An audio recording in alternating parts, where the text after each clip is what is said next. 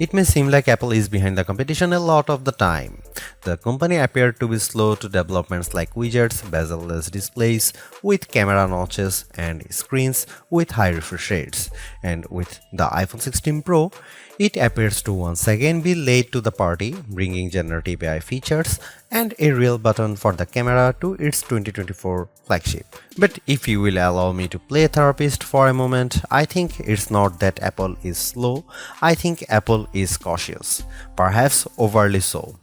Caution on its own isn't a bad trait, in fact, it could be considered thoughtful rather than rushed to the cutting edge with its peers. Apple delivers, usually finding a slightly different approach that is often an improvement on what's out there. Just look at the Vision Pro headset or Apple Silicon, or even the iPod, the iPad, and the AirPods, which were far from the first of their kind when they launched. I am getting deja vu. Looking back at my review of the iPhone 15 Pro, I see a picture of that phone and its predecessor lined up by side to show just how much thinner the bezels are. Apple has once again trimmed the borders on its flagship phones, but while doing that enabled it to reduce the handset's size in 2023. This year it allowed the company to cram in larger screens without much change in footprint. The iPhone 16 Pro and Pro Max displays have increased in size from 6.1 inches and 6.7 inches up to 6.3 inches and 6.9 inches respectively. Both handsets have grown ever so slightly too, by just under 1mm in width and about 3mm in height. Basically, the iPhone 16 Pro and Pro Max are a hair wider and taller than their predecessors but maintain the same 8.25mm profile, and yet in spite of this minimal change, you won't be able to keep your old cases if you are upgrading from an iPhone 15 Pro to an iPhone 16 Pro. Not only would the cases not quite fit, you'd also need something with either a cutout or a sapphire crystal and conductive layer to be able to use the new camera control. Of course, Apple sells compatible cases, as do some third parties like OtterBox, so you have plenty of options. I have spent most of this year's hardware review season remarking how Samsung and Google's flagships feel like iPhones, and I have now reached a strange inception point. As I have been comparing competing phones for this review, I have been surrounded by about a dozen handsets from all these different companies on my couch, including last year's iPhone, the Galaxy S24 Plus, and the Pixel 9 Pro and Pro XL. Trying to figure out which one is the iPhone has become more confusing than ever, as they all feel similar in build. The best way to verify at a glance is looking at the camera arrays or my wallpaper. All that is to say that the iPhone 16 Pro feels similar to its predecessors, which is what these other companies have been attempting to emulate. Apple would be right to feel flattered by this imitation, and yet I have to wonder if it's time to do something different. Google's Pixel 9 Pro is actually a whole 6 grams lighter than the iPhone 16 Pro at 221 grams, and I'm absolutely smitten by its rich pink hue and shiny edges. Though I like the new golden desert color for the iPhone 16 Pro, I do wish Apple's premium flagship had more fun and vibrant exteriors. That said, I do love the base iPhone 16 in pink, teal, and ultramarine. Arguably, the biggest change to the iPhone 16 lineup, not to mention the iPhone 16 Pro, is the introduction of camera control. This is a button on the right side of the device which has touch and pressure sensors on it to enable greater control with swipes and semi-presses.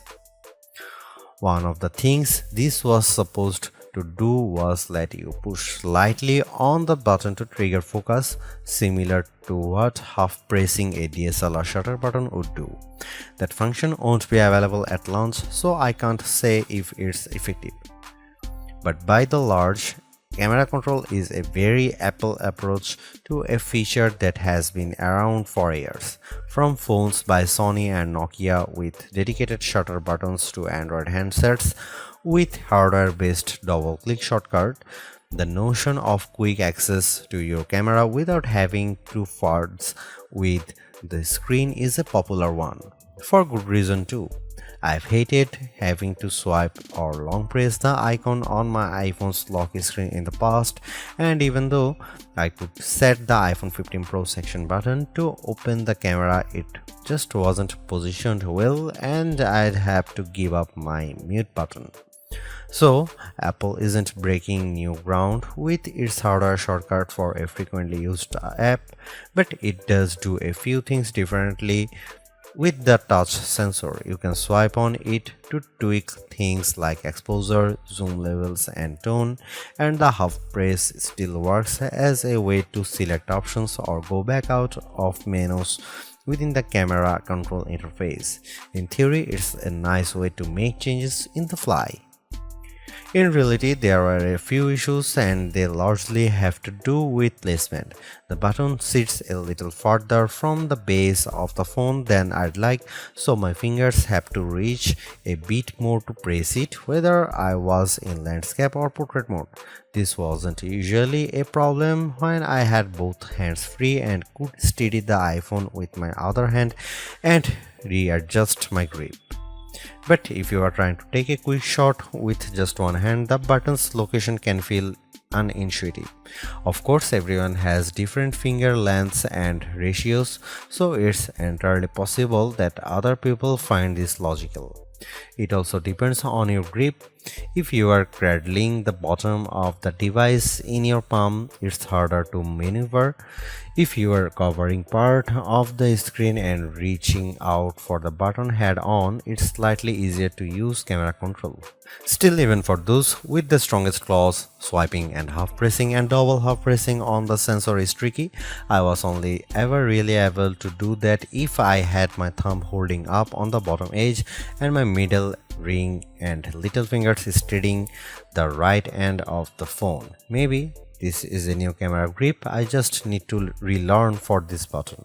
The awkward placement is a minor gripe compared to what I found most annoying, the button's touch sensor.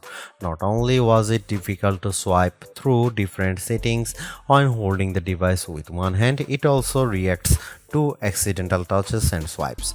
Sometimes the phone would slide down my palm and change the exposure or zoom level, completely ruining the vibe. I should point out that you can go into accessibility settings to either tweak or swipe sensitivity or turn it off altogether if it really bothers you. Honestly, if you are planning on making adjustments with camera control, it's best to have time, patience, and both hands free. In those situations, I had a lot of fun editing settings and watching them by reflected in the viewfinder in real time. I also liked zooming in and out of subjects, decomposing a shot, and tweaking exposure till I liked what I saw before then pushing down to snap the picture. I especially loved this while recording video since it makes slowly zooming in or out of a subject smoother than using the on-screen slider. Depending on your mood, the new photographic styles can be fun or serious. Apple's tweaked the built-in camera filters to not only offer more options but give you greater control. Due to how the company has refined its processing each year, there is also an improved depth map captured when it detects a face in the scene. This, combined with a greater focus on color science around skin tone, has led to what might be my favorite new iPhone 16 feature. Whether I shot them in portrait mode or not, photos of people what I took using the iPhone 16 Pro were a dream to edit. Simply switching between the standard, natural, luminous, quiet, or ethereal styles already resulted in improvements to be colors and shadows, but I could also tap on each thumbnail to across the new editing touchpad and drag a dot around. This let me more precisely tweak the hues and contrast levels, and an additional slider below let me adjust how warm the image was.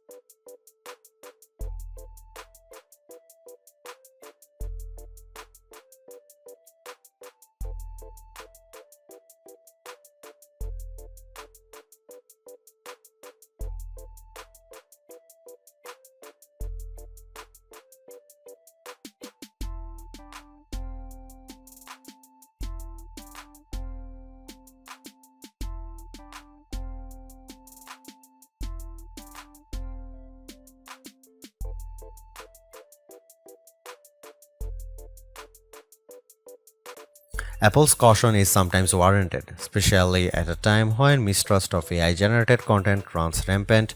The company taking its time to get Apple Intelligence right is understandable, but its deliberation doesn't always lead to winners. While I appreciate the attempt to differentiate camera control with the touch sensor for more versatility, I am not yet convinced on its usefulness. The good news is, and I cannot stress this enough, you have the option to tune it to your liking, and that's the theme I'm seeing in recent Apple features that hint at more thoughtfulness than usual. If you don't like something or if something isn't right for your needs, you can adjust or disable it. In iOS 18, you have greater control over your home screen's app layout and can pin custom collections for easier reach. In the Photos app, the action button introduced last year could have been a spectacular fail had Apple not let you still keep it as a mute switch, but it managed to give people more functionality while maintaining the status quo for those who are just as resistant to change. Change is scary, change is hard, but without change, there is no progress. Apple's cautious approach is a tricky balancing act that's evident on the iPhone 16 Pro. Some new features like audio mix and custom routes in maps delivers mixed results, otherwise like photography styles are hits. Then there are the basic ingredients like good battery life and durable, attractive designs that Apple cannot neglect. The iPhone 16 Pro's subpar battery life holds it back from beating the competition, which is stiffer than ever this year, especially from Google.